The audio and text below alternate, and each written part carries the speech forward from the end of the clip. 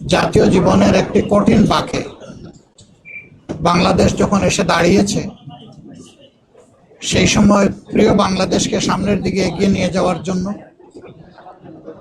একটি শোষণ বৈষম্যহীন, দুর্নীতিমুক্ত, মানবিক বাংলাদেশ গড়ার জন্য ন্যায় এবং ইনসাফের ভিত্তির উপর সমাজকে দাঁড় করানোর জন্য অঙ্গীকার নিয়ে আপনারা জানেন এতদিন ধরে 8টি দল একসাথে আমরা কাজ করে আসছিলাম।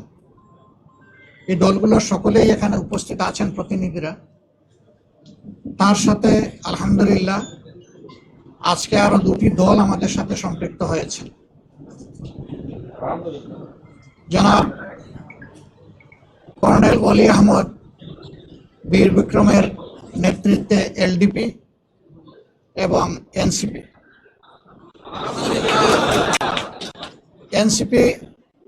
একটু আগে আমাদের সাথে তাদের বৈঠকটা সমাপ্ত হয়েছে।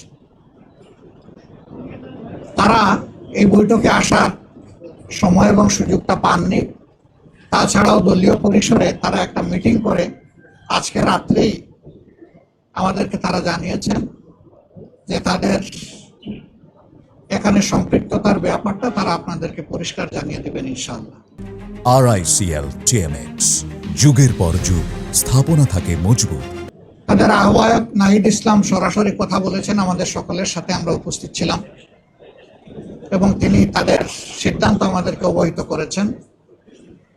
তারা আরেকটি প্রেস কনফারেন্স করে তাদের সিদ্ধান্ত আপনাদেরকে ইনশাল্লাহ জানিয়ে দেবে। আমরা কিসের ভিত্তিতে একত্রিত হয়েছে, আমাদের লক্ষ্যের কথা আমরা বলেছি। এটা আমাদের একটি মজবুত নির্বাচনী সমঝোতা।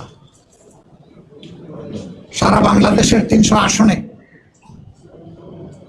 আমরা বসে নিজেদের মধ্যে আলাপ আলোচনার মধ্য দিয়ে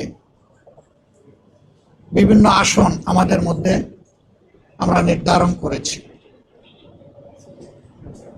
যেহেতু 2টা দল একেবারে শেষ পর্যায়ে এসে আমাদের সাথে তারা মিলিত হয়েছেন, আরো অনেকগুলা দল তারা আগ্রহী ছিলেন, বাট এই প্রক্রিয়া এই মুহূর্তে এখানে সম্পৃক্ত করা আমাদের জন্য খুবই দুরূহ হয়ে গেছে। অনেকের আগ্রহ থাকা সত্ত্বেও আমরা সেভাবে তাদেরকে সম্পৃক্ত করতে পারছি না। আমরা তাদের কাছে দুঃখ প্রকাশ করছি, কিন্তু জাতীয় জীবনে ইনশাআল্লাহ আমরা তাদের সাথে একসাথে কাজ করব এই জাতিকে গড়ার জন্য ইনশাআল্লাহ। আমাদের আসন সমঝোতা অলমোস্ট কমপ্লিট। সামান্য একটু বিষয় যেগুলো রয়েছে আমরা আশা করছি এটা নমিনেশন ফাইল করার পরই আমরা সেটাও ইনশাআল্লাহ আলাপ আলোচনার ভিত্তিতে সুন্দরভাবে সমাধান করতে পারবো। আপনারা দোয়া করবেন।